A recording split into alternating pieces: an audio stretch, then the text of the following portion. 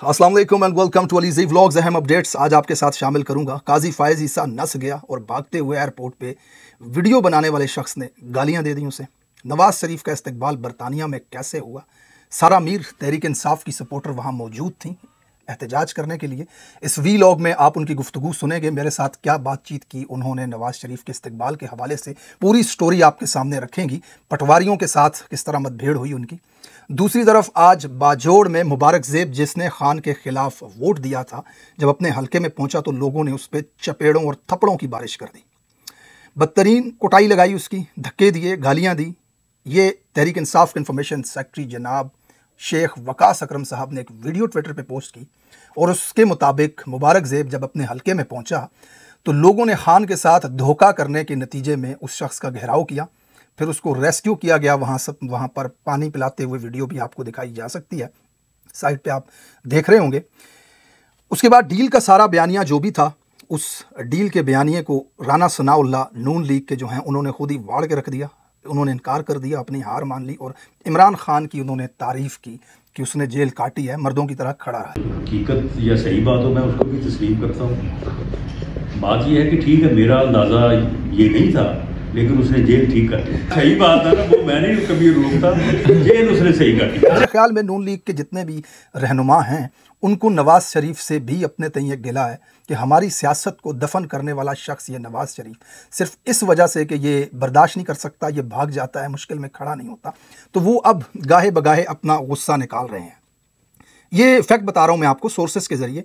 अपनी प्राइवेट और निजी महफिलों में नून लीग की जो कायदीन हैं, जो नून लीग के रहनुमा हैं, वो जब बात करते हैं नवाज शरीफ के हवाले से तो वो कहते हैं कि यार इसकी वजह से हमारी जो सियासत है उसका जनाजा निकला है। लोग आज हमें अगर गालियां देते हैं तो सिर्फ इसलिए कि ये नवाज शरीफ जो बयानिया फरोश शख्स जो है, मफाद परस्त शख्स जो है, ये बहादुरी नहीं दिखा सकता। तो आज राना सनाउल्लाह का ये जो बयान था वो इसी तनाजुर में था। इमरान खान साहब की उन्होंने तारीफ़ की और डील वाले मामले पे बुशरा बेगम की जो रिहाई है उसके ऊपर दो टोक मौक़िफ़ अपनाया उसने कहा कि भाई कोई डील नहीं हुई, उसने जेल काटी है, उसके ऊपर कोई केस ही नहीं था, तो उसने बाहर आना ही था। तो ये वाज़े अल्फाज थे राना सनाउल्लाह के। इसके अलावा ख्वाजा साद रफ़ीक भी, राना सनाउल्लाह, कुछ लोग और भी हैं तेरी इसके नून लीग के, जिनको ये लगता है कि हमारी सियासत की जो बर्बादी है, तबाही है, उसके ज़िम्मेदार नवाज शरीफ हैं। अगर ये चोर भी है, करप्ट भी है, बयानिया फरोश भी है, डीलर भी है, फिर भी अगर ये थोड़ी सी मुजामत करे, ये रुके, बर्दाश्त करे अपने ऊपर सख्त हालात, तो हमारे पास एक बयानिया तो बचेगा ना मुजामत का कि हमने मुजामत की है।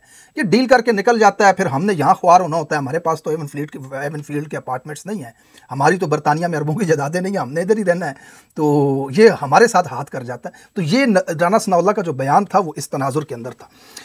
दूसरी तरफ नवाज शरीफ का जो आज इस्तकबाल किया गया, मैंने अपनी पूरी ज़िंदगी में नवाज शरीफ को इतना डरा हुआ, इतना घबराया हुआ कभी भी नहीं देखा जितना आप इस वीडियो में देख रहे हैं। और मैं यकीन के साथ कह सकता हूं कि नवाज शरीफ को आपने इतना घबराया हुआ पहले कभी नहीं देखा होगा कि जिस तरह ये लोगों को धक्के मार के आगे से हटा रहा है कि मुझे निकलने दो यहाँ से, कुछ चपेड़ ना मार दे, कुछ जूता ना मार दे, कोई गिरबान पकड़ के गालियां ना देना शुरू कर दे।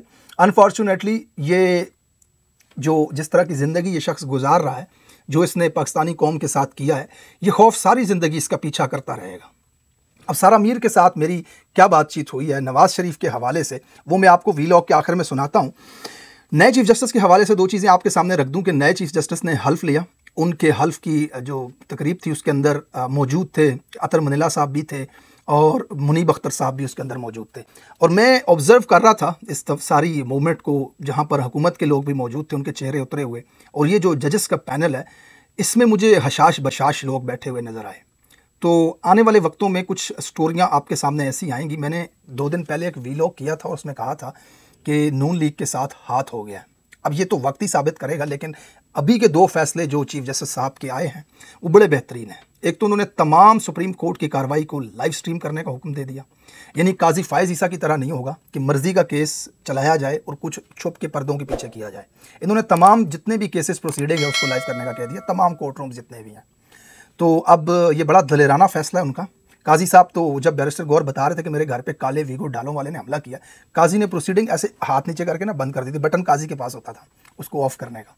उसने पहले लगाते हुए ये कहा था कि एक्सेस जो है मेरे पास होनी चाहिए, तो ऐसे हाथ किया था। अगर आप जाकर के देखेंगे ना उस वीडियो को, आपको नजर आएगा ऐसे करके उसने बंद कर दिया था कि बैरिस्टर गौर नाम लेने वाला था कि मेरे घर पे हमला किसने किया है। बहरहाल अब जो सिनेरियो है उसमें उम्मीद है कि हम देख सकेंगे। दूसरा, उन्होंने प्रैक्टिस एंड प्रोसीजर बेंच जो है उसके अंदर 2 लोगों को मजीद शामिल कर दिया, मंसूर अली शाह साहब और मुनीब अख्तर साहब, जिनको काजी ने बाहर निकाल दिया था। उनको दोबारा शामिल करना ये बड़ा खुशाइंद है। अब देखते हैं कि सदारती रेफरेंस के तहत जो बेंच बना हुआ है या फिर इस आइनी तरमीम के ख़िलाफ़ जो केस है वो फुल कोर्ट सुनेगा या फिर उसके लिए कोई मखसूस बेंच बनाया जाएगा, उसके अंदर कौन लोग शामिल होंगे। बहरहाल आने वाले कुछ ही दिनों के अंदर मामला बिल्कुल वाज़ेह हो जाएगा कि सुप्रीम कोर्ट जो है वो इंसाफ के तकाज़ों को पूरा करते हुए फ़ैसले करती है या फिर काजी फ़ाइज़ ईसा जैसा ही कोई प्लान है। यकीन जानिए, अगर सुप्रीम कोर्ट न्यूट्रल होकर के, अगर सुप्रीम कोर्ट बाइस्ड ना बनते हुए इंसाफ के तकाज़ों के मुताबिक फ़ैसले करेगी तो इस हकूमत का चले जाना कन्फर्म हो चुका है। ये फार्म 47 के लोग हैं, 17 नशिस्तें हैं इनके पास, इनकी आईनी तरमीम भी बढ़ती है, इनकी सीटें भी बढ़ती हैं, इनसे हुकूमत भी जाती है।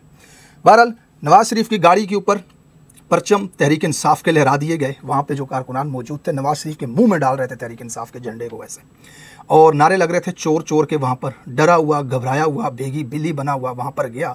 एवन फील्ड के अंदर बुढ़ी जनानियों के डांस का वीडियो सामने आया, इस तरह से नाच गाना हो रहा था, जबकि बाहर एवन फील्ड के पाकिस्तानी मौजूद थे और नवाज़ शरीफ के ऊपर लान तान कर रहे थे, उसे चोर बुज़दिल कह रहे थे। ये शख्स गया था वज़ीर आज़म बनने, कबूतर उड़ा करके वापस आया और तोते भी इसके उड़े हुए हैं। मैंने एक वीडियो बनाई थी, ट्विटर के ऊपर भी डाली हुई है, यूट्यूब के ऊपर भी, जब इसने कहा था मैं सुरखरू हुआ हूँ।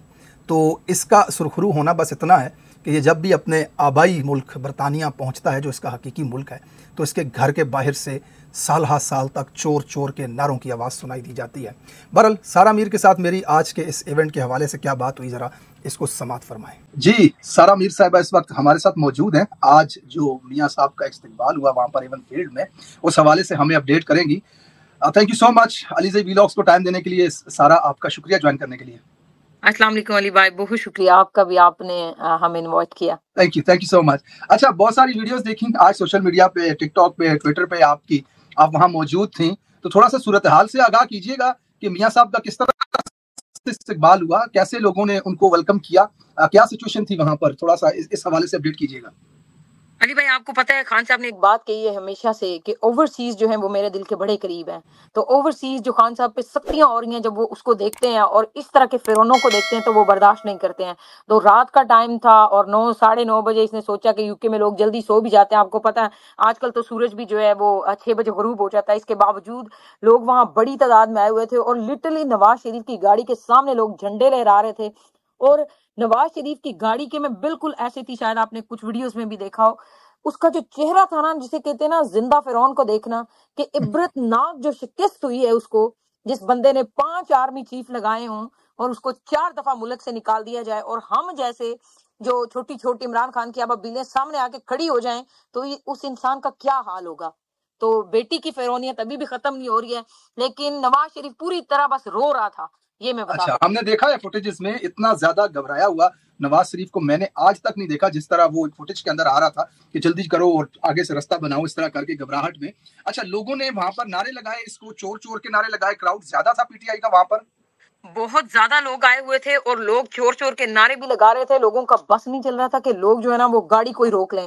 तो नवाज शरीफ जो है ना वो मतलब इस कदर घबराया हुआ था। लास्ट टाइम आपको याद होगा जब मरियम नवाज आई थी, तो मरियम नवाज को भी जो है ना धक्के पड़ रहे थे और मरियम पीछे कर रही थी लोगों को, इससे पहले कि कोई जूता शूता ना फेंक दे, मैं जल्दी अंदर जाऊं।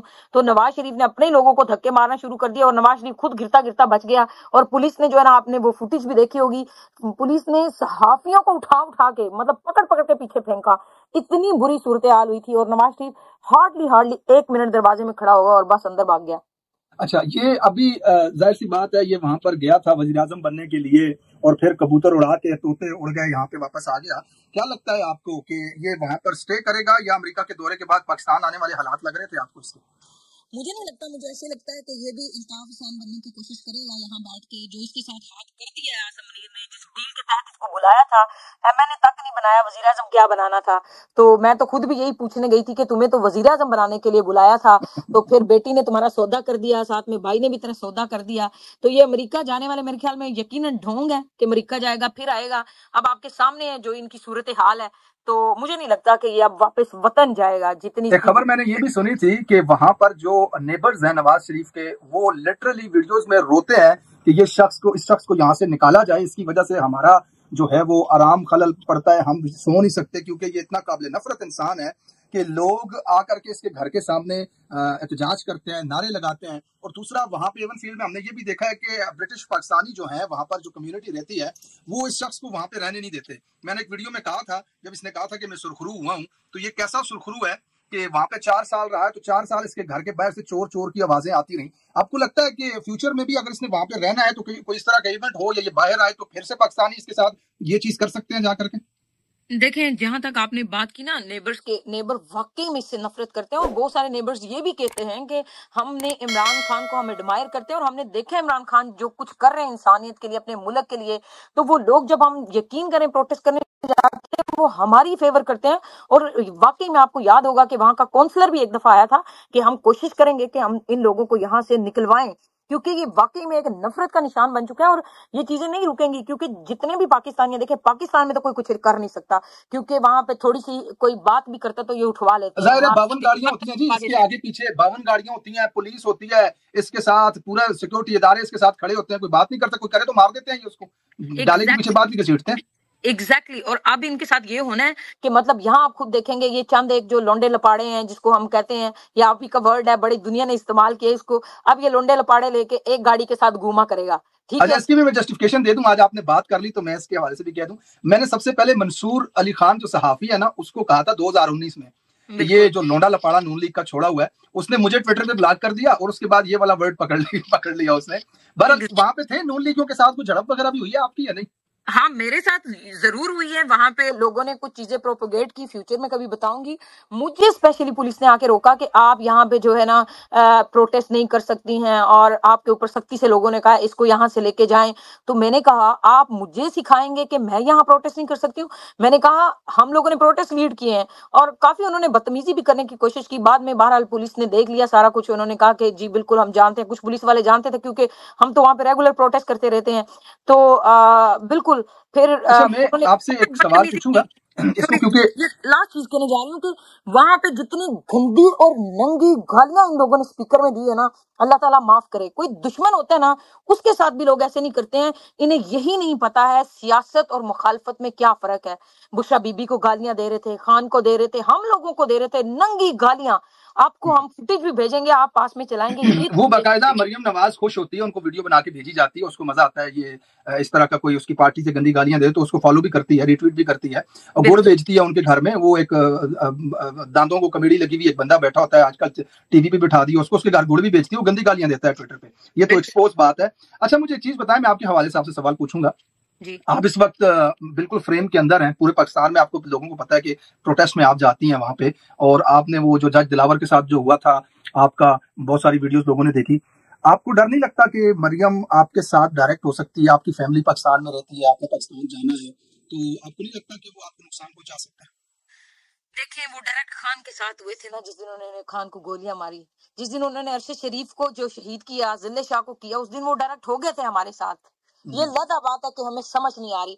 इन्होंने बहुत सारी चीजें की हैं मेरे खानदान के साथ, ये अल्लाह गवाह है। मैंने आज तक लोगों को नहीं बताई कि हम वहां लोगों के लिए थोड़ी जाते हैं, अपने हक के लिए जाते हैं। ये औरत डायरेक्ट हुई है, इसका बाप डायरेक्ट हुआ है, सहाफियों के साथ इनके मैसेजेस मुझे दिखाए गए हैं। नवाज शरीफ कहता है ये एक लड़की तुमसे कंट्रोल नहीं होती। मैंने कहा जिस दिन तुम हमें अरशद शरीफ बनाओगे उसी दिन कंट्रोल हो सकते हैं, बाकी तो कोई हाल नहीं है। तो लोगों को भी ये कहेंगे कि डरो अपने रब से। जो खान ने कहा था ना खौफ के बुत तोड़ो, तो वो हमने तोड़ दिए हुए हैं। जब फलस्तीन को रोज देखते हैं ना तो अब मौत से डर ही नहीं लगता। ये बेचारी खुद टिकटॉक की मार है, टिकटॉक के लिए मॉडलिंग के लिए रखा हुआ है, वो खुश करने के लिए वो रखते थे ना पहले जमाने में लौंडियां, तो ये वो लौंडी है। लोगों को समझना चाहिए इस तरह की औरतें जितनी मर्जी डायरेक्ट हो जाएं, अपने रब के साथ डायरेक्ट कनेक्शन करो, ये कुछ नहीं बिगाड़ सकेंगे तुम्हारा। थैंक यू सारा, बहुत शुक्रिया आपका आज की अपडेट देने के लिए। इंशाल्लाह अलीज़ई वीलॉग्स पे आपको दोबारा इनवाइट करूंगा, और भी बहुत सारे सवाल हैं, लेकिन आज का जो वीलॉग है वो इस हवाले से मैंने करना है, तो उसके लिए आपका शुक्रिया, आपने मुझे वक्त दिया। बहुत शुक्रिया अली भाई, और आपके जो व्यूवर्स हैं और जिस तरह से आप बोलते हैं, यकीनन हम तो आपकी तरह नहीं बोल सकते हैं, लेकिन आई रियली एडमायर ऑलवेज आपके वीडियो हम देखते हैं। अल्लाह आपको खुश रखे, अल्लाह आपको खुश रखे। तो बहुत शुक्रिया, so much, thank you ji, thank you. Well, Sara Mir ने आज की अपडेट आपके सामने रखी। Thank you so much Alizai vlogs को देखने के लिए। कमेंट सेक्शन में ख्यालात का इजहार कीजिएगा, चैनल को सब्सक्राइब कीजिएगा। मिलते हैं अपने अगले वीलॉग में, तब तक के लिए अल्लाह हाफिज़।